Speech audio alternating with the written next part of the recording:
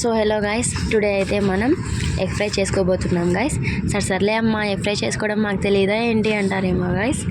Egg fry చేయడంలో special ఏం లేదు గైస్, బట్ నేను ఆ ఎగ్ ఫ్రై చేయడంలో స్పెషల్ ఉంది guys.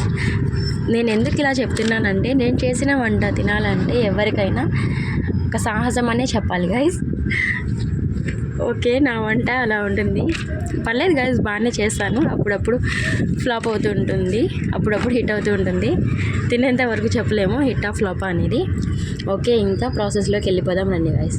First onion chillies cut చేసుకోవాలి గైస్.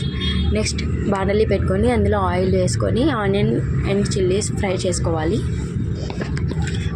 కాసేపు మగ్గనివ్వాలి గైస్. అవి రెడ్ కలర్లోకి రాకముందే అల్లం వెల్లుల్లి పేస్ట్ వేసుకోవాలి గైస్. అల్లం వెల్లుల్లి పేస్ట్ క్లిప్ అయితే మిస్ అయిపోయింది, అందుకే ఎస్పెషల్లీ మీకు మెన్షన్ చేస్తున్నాను.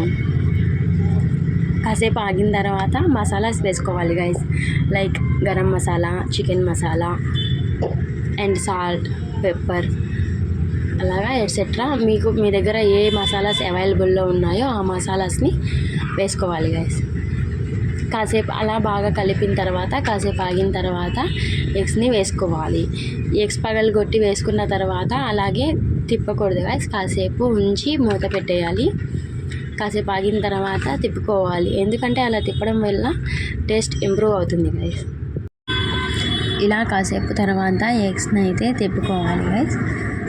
ఇలా తిప్పుకున్న తర్వాత కాసేపు అలా ఫ్రై చేసుకుంటే ఎగ్ ఫ్రై అయితే రెడీ అయిపోయింది గైస్. నేను చేసిన ఎగ్ ఫ్రై అయితే చాలా టేస్టీగా వచ్చింది గైస్. Okay, bye.